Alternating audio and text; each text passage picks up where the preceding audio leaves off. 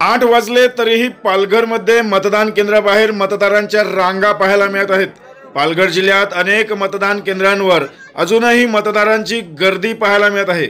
उष्णतेमुळे संध्याकाळच्या सुमारास अचानक मतदारांनी गर्दी केल्याने जिल्ह्यात अनेक ठिकाणी अजूनही मतदान सुरूच आहे, तर अनेक मतदान केंद्रांवर संत गतीने मतदान प्रक्रिया सुरू असल्याने विलंब झाल्याचा ग्रामस्थांचा आरोप आहे।